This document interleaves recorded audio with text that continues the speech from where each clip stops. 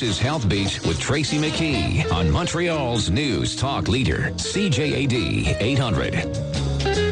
Good afternoon and welcome to Health Beat. My name is Tracy McKee. It's currently 24 degrees in downtown Montreal with a 40% chance of showers, mix of sun and clouds today with a high of 28. Well, the MUHC phone lines were jammed this week with people clamoring to get on the waiting list for the government's new infertility assistance program. On the phone in today, we have the executive director and the nurse manager of the McGill Reproductive Center to answer your questions about this project. There has been a lot of debate around this funding, and we want to know what you think. So if you want to reserve a line, the numbers to call 514-790-0991 or star 8255 should the government pay for in vitro fertilization. And later on in the program, we're going to speak with Sarah Cook. She is the founder of the Sarah Cook Foundation. We'll talk about the foundation. We have rather talked about the foundation before, but today Sarah herself is coming on to talk about the fundraising events planned for this summer.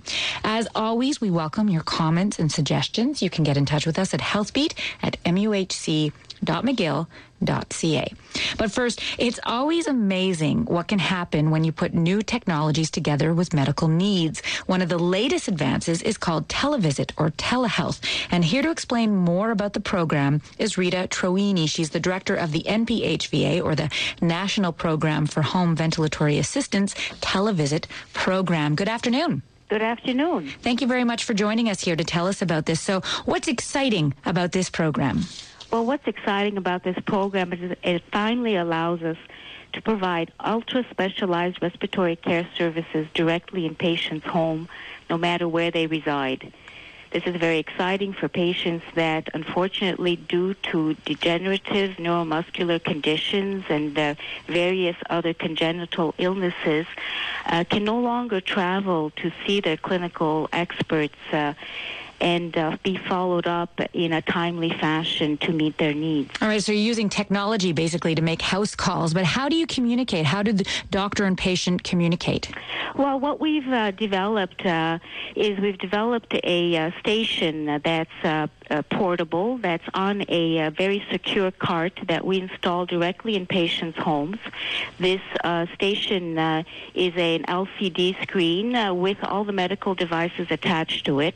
All the patient needs is a simple internet connection, and when we connect with them, they are able to see the clinical specialist through this technology, and the clinical specialist can see the patient and can do a full clinical and technical verification of the patient's equipment that are essential to his medical needs. So what kind of testing and examinations can it do virtually? Well, what we can do are all the vital signs, such as blood pressure, pulse, temperature, oxygen saturation. We can do pulmonary and cardiac auscultation through the use of an electronic stethoscope, as well as a whole myriad of other lung function tests, as spirometry, end-tidal carbon dioxide levels, all tests that are very, very important to these patients' quality of life and medical condition. Who would otherwise have to get to the hospital to have these tests repeatedly. So who's eligible for this program then? Is it mostly for people outside of cities? Well, right now, actually, we have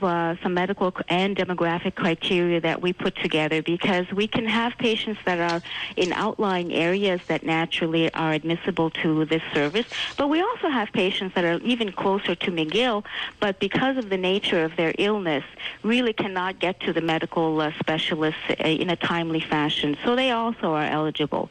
It's really reserved for those patients who are on a respirator, I'd say, over 16 to 24 hours a day, often in wheelchairs with tracheostomy and with complex care needs that normally we would find in an intensive care unit. So what did these people do before Televisit then? Oh, so they would have been in hospital living. Well, many of them, yes, they would have been in hospital living, but due to our program, which has been in existence since 1993, we do follow up on with these patients in their homes. So there are traditional home visits that we do.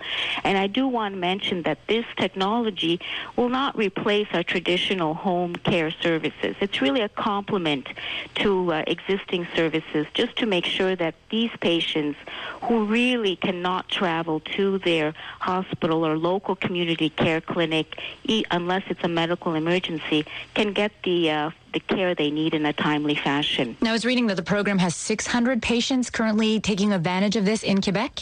Well, we have 600 patients that are in our program, but only right now about 26 patients are benefiting from this technology that's been installed directly in their homes. Okay, now I understand that there's an individual program and a clinic program. What's the difference?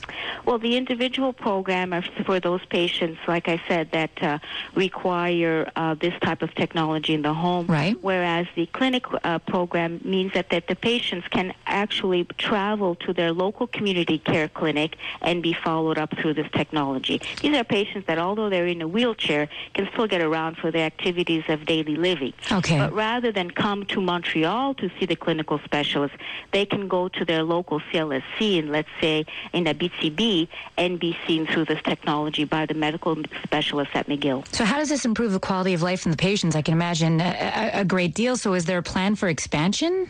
Well, I would imagine. I think that right now, if we look at our program, we really are trying to integrate this technology and give it to the patients that really require it.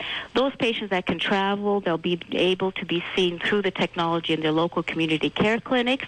And I think that with time, as this technology becomes more and more acceptable to patients and their families, and also to the medical specialists who still have to adapt to using this type of technology, I think that we'll see it grow more and more, not only for our type of program, but other types of programs such as palliative care. It could be patients that require hemodialysis in the home, any kind of patient that requires a follow-up and that is suffering from a chronic illness.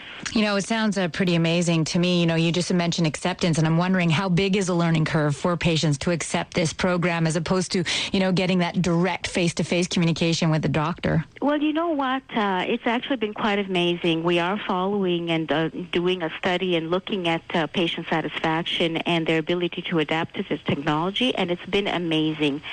Patients and families have adapted very quickly. The equipment that was developed for this service is very, very user-friendly.